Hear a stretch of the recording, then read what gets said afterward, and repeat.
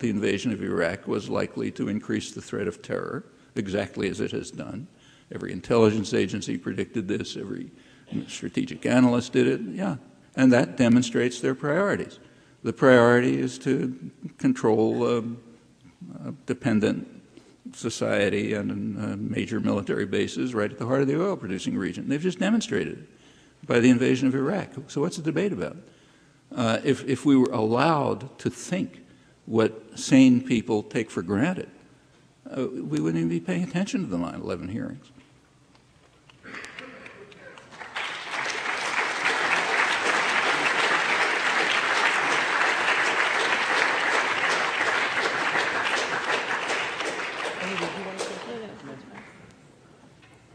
I'm going to have to cut it off now.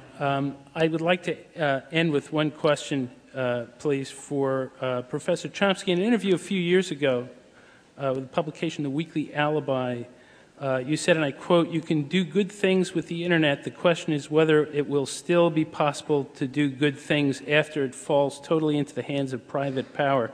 I wondered whether you could comment on what you consider to be the current state of the Internet and the potential of news and information on that medium today.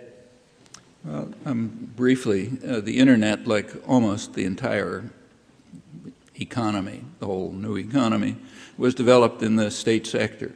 There's a dynamic state sector of the economy in the United States. That's where most innovation and creativity and development takes place.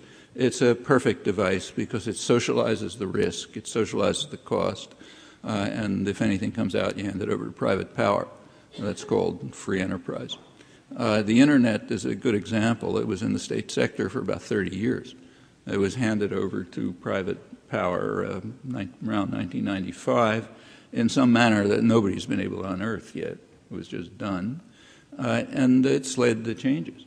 In fact, media critic Norman Solomon did a study where he looked at the references to the Internet before and after the transfer to private power. And before the transfer, the main references to the Internet were information superhighway. After the transfer, it was e-commerce. Okay, that's one of the effects of transferring to private power a public creation.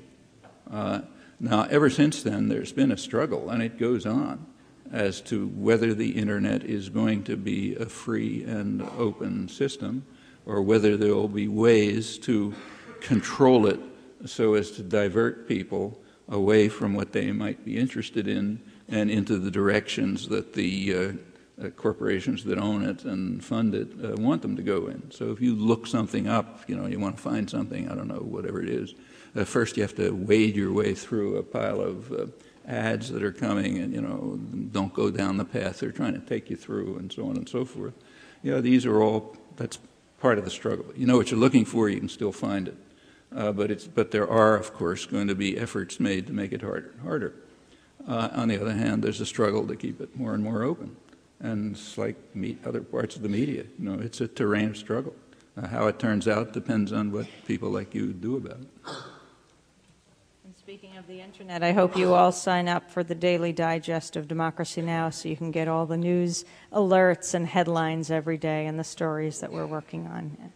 With that, I'd like to say thank you, Amy Goodman, David Goodman, and Noam Chomsky.